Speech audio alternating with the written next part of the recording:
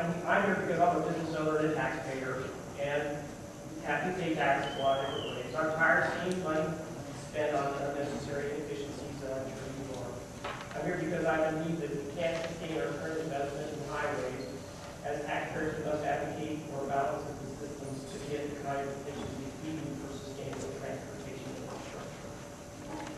Okay, with a $1 billion budget, blaming Amtrak for our budget woes makes no more sense than blaming KC International Airport for the nation's budget woes, which, by the way, will cost twice as much to remodel as Amtrak's entire annual budget. A little balance there. So what is the Northern Flyer Alliance? I'm sure you all know. I've only been involved with this for about a year since I got to meet Deborah. And she's certainly passionate about the organization.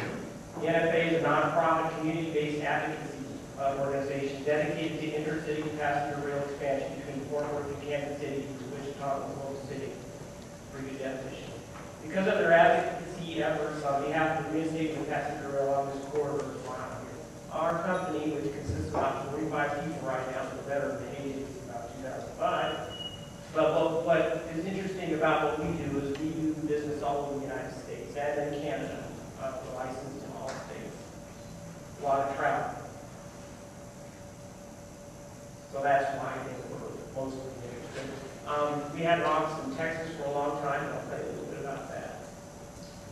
So, what is the Intercity Passenger Rail Initiative? It's a collection of 65 communities along a 602-mile corridor spanning from Kansas City to Dallas Fort Worth that want to see passenger rail restored to their communities for economic development and for public service-oriented reasons. An existing well-established rail corridor already exists from Kansas City to Fort Worth that is owned by the PNSF.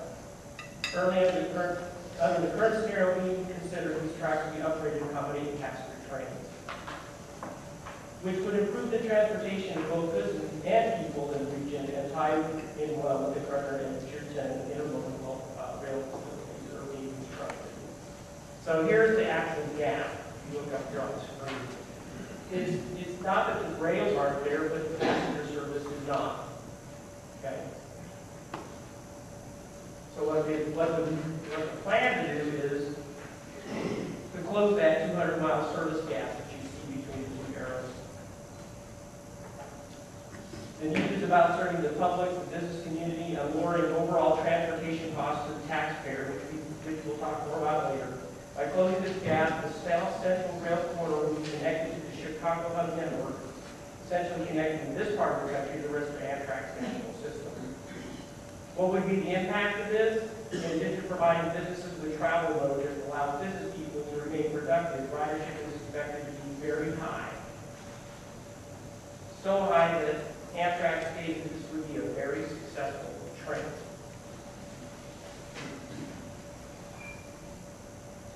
Let's talk about the Heartland Flyer extension. Heartland Flyer goes to Oklahoma City, Fort Worth. The extension would be starting at Oklahoma. It starts at Oklahoma at 8:30 usually. It would start now in Newton at 4:30 in the morning, connect with the Southwest Chief. The ridership is expected to be 200,500 passengers per year. Here's what it looks like.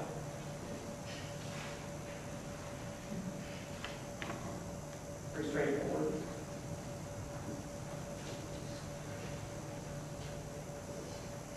Second scenario studied by the Service Deployment Platform, it was debuted by KDOT, who's commissioned the Partisan Framework Office to do the study. Began in 2010 after KDOT applied and received a grant. The daytime service that puts two train sets on tracks, one in Kansas City and one in Fort Worth. The Heartland Flyer remains intact, and it looks like this.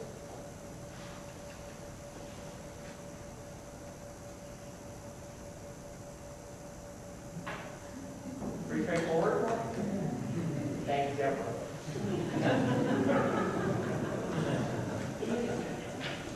I ain't done yet. This next one is an animation of what the combination of the two scenarios would be like with two train sets on the track, one in Kansas City and one in Fort Worth. The Heartland Flyer is extended to Newton. The combination of the two services would provide the greatest opportunities for economic development and commerce. Ridership is expected to exceed per year.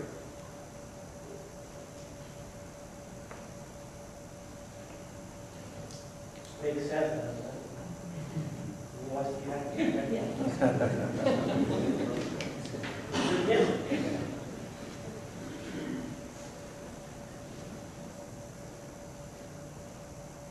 One more time.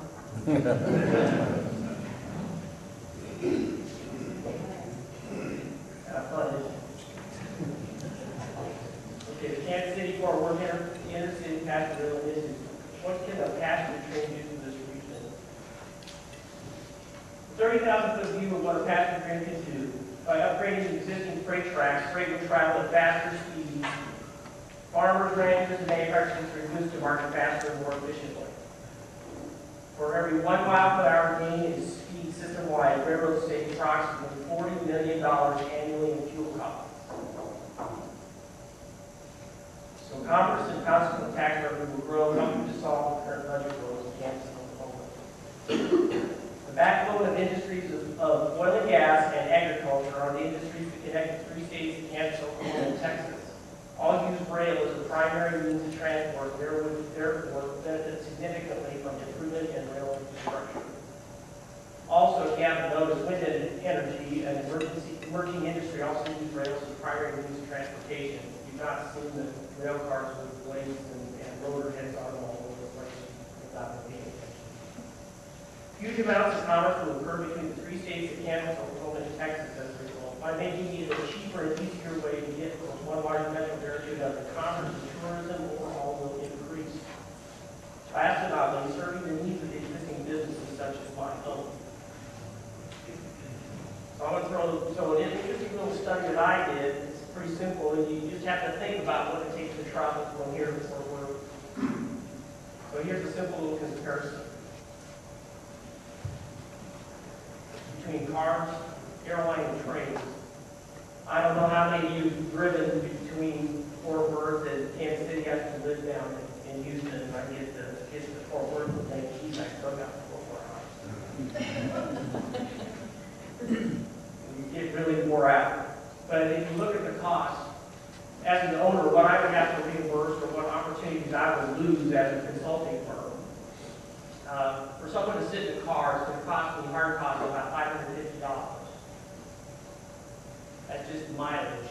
Think about the gasoline expense, use of a car, reimbursement to the person. It takes about 10 hours to drive there, and once you get there, you got to get back. Now, there's probably a hybrid. I suppose you could drive there and fly back, or get on the train. Kind of hard to leave your car there, huh? When you rent it, and that drives your costs up. Arrival time would be about 4 p.m. if you started at a reasonable time in the morning. Your work time that you might get out of a round trip might be 8 hours of work time. That's doing all the bad things like using your cell phone when you're driving. Not a very safe thing to do. Out of that, if I was really optimistic, or me driving, let's say I could maybe count on maybe $1,600 for the billable hours that I could bill for that time frame. The net of that would be about $1,000. If I was a $125 an hour guy, which is a pretty average engineer today, or what I would bill for one, might make $1,000 out of that with a net positive $450. Now, if you notice, these are color coded for a reason. The red ones are the worst, the green ones are the best. Okay, yellow don't really count right in between. So if you look at a car, it does okay for, as far as speed is concerned and expense, but it doesn't do me any good as far as work time is concerned or actual value for someone taking that trip. If you go with an airline, costs are going up. Cost of fuel goes up, so the cost of tickets, it runs about $715. So why does it cost that much? It's not the cost of the ticket. Remember, it's not just the cost of tickets. Everything you have to add together. When a person gets there, you know, waste $200 on a car. I mean, you got to add it up. If you want those breakdowns, you can see here. So with an airline, you might you'll get there 4.6 hours if the weather's great. You'll arrive around noon. That's about the best you can expect of it. Arriving means you got to get to the end destination, which means you got to get your rental car, get out of the plane, get all your baggage, get to your destination. Working time doing that, and I'm being really generous here, maybe 11 hours round trip. Net effect is kind of in the middle. You can see there with $1,400, $1,500 or $660 net total cost. If I took a train, the cost would be about $397.50, kind of on the low end cost.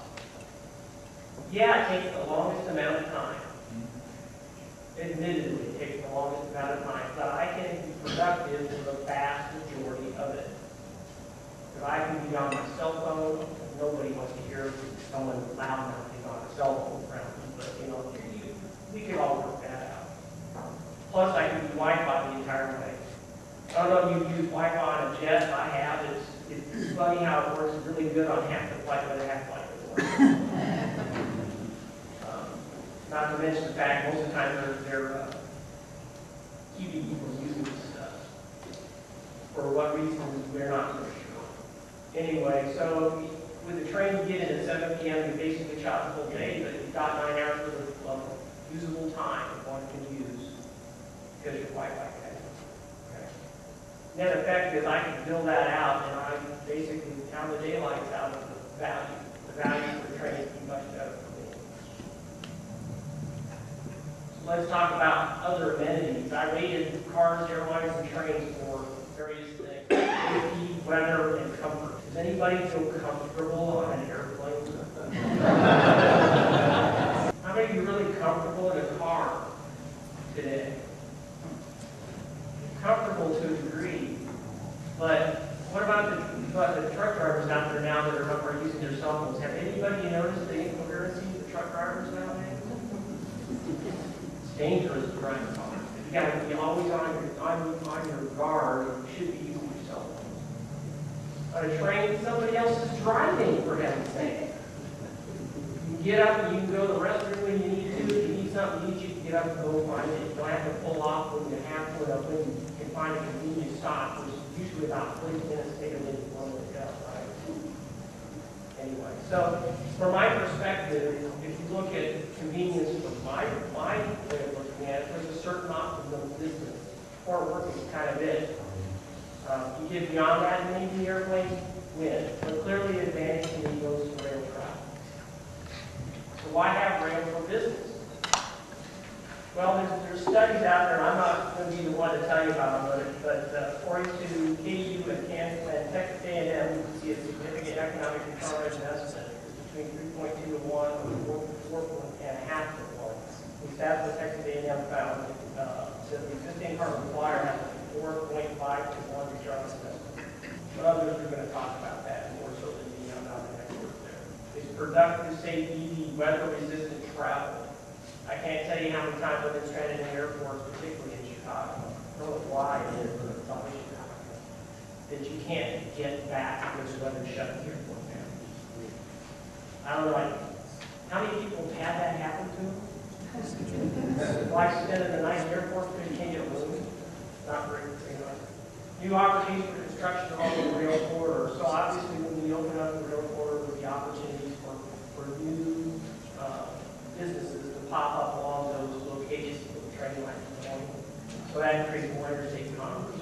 Overall, transportation fuel consumption reduction, keeping fuel prices lower. The cost of carrying you on a train is far less than carrying you in a car, and way less than throwing you in an airplane.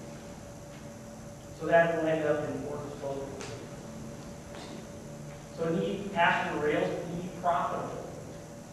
It's really a myth. Amtrak is unique in operating in the red at taxpayers' expense. You've all heard that, right? But the fact is, all transportation is subsidized by American taxpayers. What about highways and airports? What do you think about those? Well, the myth is the highways and airports pay for themselves through user fees. Now, there are user fees there, but they, like no sense, cover it. Generally, highways cover only 51% of total associated costs through user fees. And nobody ever talks about it. Do you think electric cars and hybrids are doing any good for that? They're not buying gas. The fact that the past 5 years have seen an alarming increase in general funds for the FAA, not for rail. So what are the next steps? Seriously think you should contact the state federal representative and tell them that they need to support trucks. Right?